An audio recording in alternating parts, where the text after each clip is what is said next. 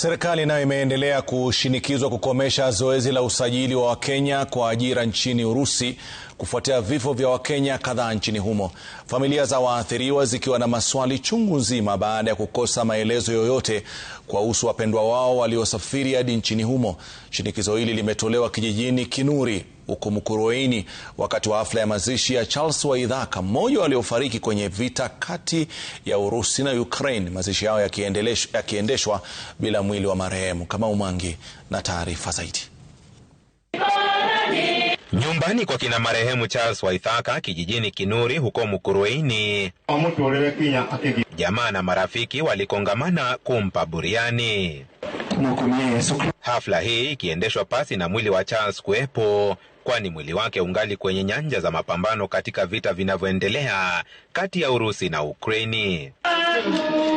Ibada hii ilijaa huzuni na simanzi, huku picha ya mwenda zake tu ikiwa hapa. Aidha, familia hii imetenga eneo hili maalum kama alipozikwa Charles na kuwasha mishumaa 31 kuashiria miaka aliyoishi duniani.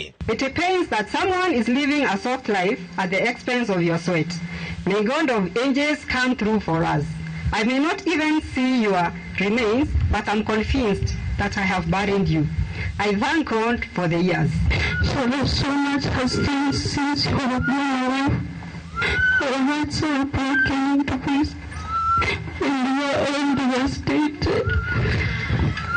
Waliofika kumpa buriani marehemu, wakiwemo walionusurika vita hivyo, wakishinikiza serikali kukomesha zoezi la usajili wa Wakenya kwa ajira za Urusi, wakisema lina udanganyifu mwingi. Kama nilikuwa nimedanganywa naenda kazi ya driver, sasa kufika nikapewa training ya military, na kupewa training ya military hata ukiwaambia mimi sitaki kufanya hii kazi, nataka basi nirudi nyumbani, they force by, then wanakuforce kabisa uende front line. Is it possible for over 500 Kenyans to be duped to go to illegal recruitment without the eye of the intelligence? The Kenyan intelligence service is not aware. The Kenyan DCI is not aware. The Kenyan police is not aware. So is the president not properly briefed, or is part of this problem?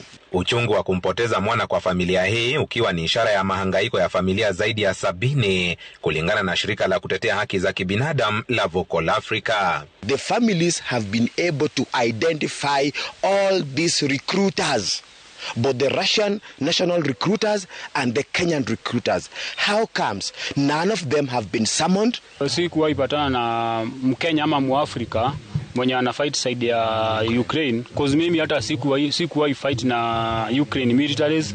Vitu zenye zilikuwa zinatuua na kumaliza watu ni drones and landmines.